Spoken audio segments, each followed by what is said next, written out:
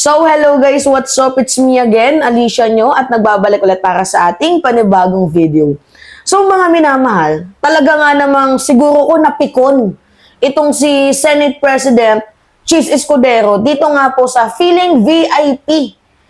'Di ba? Na walang iba kundi si Sara Duterte, ang ating vice presidente.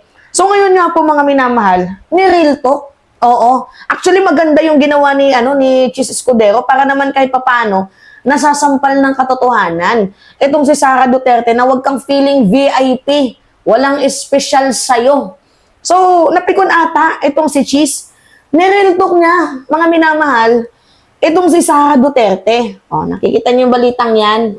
Yan o, mga minamahal, pakita ko sa inyo. Yan. Ano yung nakalagay dyan? Basahin natin. Special ba si Sara? Chis Escudero, Duterte's presence doesn't intimidate senators. Kasi ito yung yung hugot ni Sara Duterte. Alam niyo naman 'di ba na mukhang malabong a-attend itong si VP Sara Duterte dahil nauna niya na nga pong sinabi na baka daw po ma-intimidate yung mga prosecutor, yung senator judge, 'di ba, mga minamahal sa kanya. Oh, tingnan niyo yung kanyang sinabi Hindi raw iniisip ni VP Sara ang magbitiw sa pwesto. Pero ngayon pa lang, tila maalat na siya sa posibilidad na dumalo sa impeachment court. Kung pwede namang hindi, and I understand, pwede naman, hindi na. Kasi baka ma-intimidate lang sila lahat sa presence ko doon. Okay. Rinig naman ninyo, di ba? Klarado. Na sinabi ni Vice President Sara Duterte, mga minamahal, na mukhang malabo siyang a-attend. Kasi baka nga daw po, ma-intimidate, mga minamahal, ang mga tao dyan sa kanya. Oo. Sino ba yung ma-intimidate? Ma-intimidate, unang-una daw, yung prosecutor. Yeah? Tapos yung mga senator judge, mga minamahal, baka daw ma-intimidate kay Vice President Sara Duterte. At hindi lang yung yung mga judges, yung mga senator judge. Baka pati yung Chief Justice ma-intimidate din sa kanya. Gaano ba kalakas ikaw, VP, sa tingin mo? Sobrang hangin Hindi mga minamahal, to be honest. Sobrang hangin, ang taas ng apog ni Vice President Sara Duterte para sabihin na mai-intimidate daw ang mga tao sa kanya. Alright. Sabi dito sa balita, basahin natin Yan, basahin natin yan. Sabi dito, what's so special about Vice President Sara Duterte? Real talk yun, anong special sa'yo para ma-intimidate ang mga tao sa presence mo? Diba? Real talk. Talaga nga namang may halong kapikunan na rin, mga minamahal, ang binitawang salita ni Senate President Chis Escudero. Like, mapapasabi na lang siya, anong sa'yo? Anong special? Anong reason para ma-intimidate kami? Diba? Yung parang ganun. Anak ka ba ng Diyos? Diba? Mga minamahal, anak ka ba ni ganito? Reyna ka ba? Diba? Mga minamahal. So, ano yung makakapag-intimidate sa mga prosecutor, sa mga senator judge, at even sa Chief Justice kapag nandyan yung presence mo? Wala naman talagang special sa'yo Isa ka lang talagang Duterte na anak ng dating presidente. Alright. As far as Senate President Francis Escudero is concerned, the second highest official in the country just happens to be another politico facing an impeachment trial. Escudero on Saturday, February 8, he said, found no reason to be intimidated by Duterte's presence after the Vice President said she was willing to waive her appearance during her impeachment trial so her presence will not intimidate senators. So mga minamahal, ito na nga yung nakakapagtaka. Kasi paulit-ulit ko nang sinasabi, November pa, Sinabi ni Sara Duterte na kapag na-receive niya yung article of impeachment, mas maganda na dalhin siya doon sa proper forum. Ano ba yung proper forum? Yung impeachment court. Kasi, di ba, siya na din yung nagsabi na yung kanyang mga tauhan ay masyado daw hinaharas, masyado daw ginigipit, di ba? Masyado daw na iniipit. So, tama daw na mag-file kayo ng impeachment, magkita-kita na lang kayo. Magkita-kita na lang kami. Kung i-refer ko na ako si Sara Duterte, magkita-kita na lang kami sa impeachment court. 'Di ba? Para doon mailahad ko yung opinion ko, yung katotohanan kasi pinupolitika ninyo ako. 'Di ba? Yun yung ano yung pagkakasabi noon ni Vice President Sara Duterte.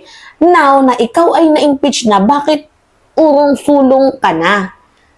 Nakakapagtaka, bakit umuurong ka na? 'Di ba? Kung ikaw ay pinapadalo patungkol nga po dito sa impeachment mo. 'Di ba, bakit umuurong? Tapos sasabihin mo, tama ba yung gagawin mo, reason? Hindi kasi baka ma-intimidate sila. Like, sino yung ma-intimidate sa'yo, lolo mo? Nakakaloka to mga minamahal. Sino yung ma-intimidate sa'yo? 'Di ba? Ganon, hindi naman siguro. Tinayak ko sa kanya, hindi kami ma-intimidate. Oh, sis ko, di ako na mismo nagsabi, hindi kami ma-intimidate sa'yo. Sino ka ba? Para ma-intimidate kami sa'yo. Yan po yung ibig sabihin ni Chis. Sino ka ba? Diba? Isa ka bang pamilya ng royal family para ma-intimidate kami sa'yo? Diba mga minamahal? Pagmamay-ari mo ba yung universe para ma-intimidate kami sa'yo? Walang special sa'yo. Yan, narito ko, sakit nito. Mga minamahal. Okay. Escudero also thumbed down the need for the Senate to hold special session during the break to convene the impeachment court and hold trial immediately. So, okay naman kung mag-proceed siya sa June 2, mga minamahal, kasi dyan natin malalaman kung magre-resign itong si Sara Duterte. So, hindi daw po magpapa-special session ang Senado, which is good. Kasi mga minamahal, there is a big chances na mag-resign talaga itong si Sara Duterte once. 'Di ba mga minamahal, na tawag dito, once na makita niya na yung resulta ng eleksyon. Diba? Feeling ko lang once na makita niya na yung resulta ng eleksyon, I think maybe mga minamahal, diyan natin malalaman kung magre-resign siya o hindi. Kasi kapag yung mga senador na nakapasok ay medyo tagilid sa kanya, feeling ko 100% magre-resign to. Para hindi siya ma-impeach at mawalan yung kahihiyan. 'Di ba? Mawala yung kahihiyan na dulot. Pero kapag alam niyo yung mga senador ay makakapasok, yung mga senador niya, hindi na yan magre-resign. Kasi ma-acquit yan talaga si Sara Duterte. Mga minamahal. Pero, yung punto natin dito, mga minamahal, walang ma-intimidate sa'yo. Walang ma-intimidate sa presence mo. You are just a member of a Duterte families. Nothing special. Kaya huwag kang feelingerang frag dyan. Nakala mo, special ka sa lahat ng bagay. Diba? Okay. The Senate is expected to start the impeachment trial proceeding when it resumes from the break on June 2. Yan na nga yung sabi ko sa inyo, mga minamahal. June 2 na sila i-start. So, the articles of impeachment were transmitted to the Senate on the last session day on Wednesday, Feb 5, but the senator failed to tackle it plenary, putting the status of the impeachment in limbo for over 3 months. So, maganda. Planado na to mga minamahal na hindi pag-usapan yung article of impeachment so that magpo-proceed siya sa June 2. Diba? So, sabi dito, ordinaryo lang kasi ito. Anong gusto mo? Tatuhin namin special to?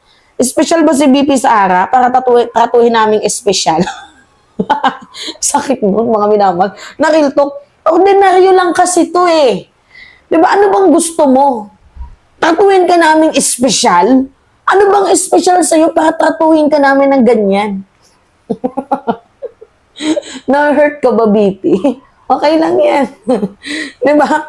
Tulad ng ibang impeachable officers lamang siya sa mata namin at walang dahilan dahil sa kanya'y madaliin ito. Dahil sa kanya, kaniya ipagpaliban ito. Wow, nothing special sa'yo. Ba't namin pagpapaliban? Ba't kami gagawa ng ng special session? Sino ka ba? Para ka lang din yung mga na-impeach noon. Katulad ni Bautista, di ba? Sino pa ba yung mga na-impeach noon, mga minamahal? May na-impeach si Mercedes, di ba? Dating ombudsman. Sabi dito, Escudero said it was well within her rights as an impeachable official if Duterte wanted to skip arraignment or leave it to the trial to her lawyer. Okay, but Duterte will be, hindi mo pwedeng bastusin eh. Ang Senate, kung nababastos mo yung House of Representatives, ang Senado hindi. Ilalaban to nila, Cheese, mga minamahal, feeling ko, ilalaban nila to.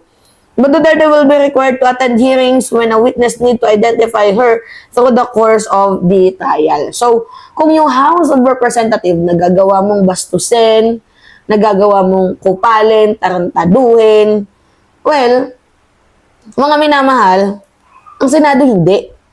Di ba? Karapatan niyang huwag mag-attend sa arraignment. Dahil sang-ayon sa aming rules ang arraignment ay pwedeng gawin in person to counsel. Dalawa lang naman ang expectation sa pag-attend ng isang defendant. Akusado, respondent, or arraignment. Kung criminal case yan.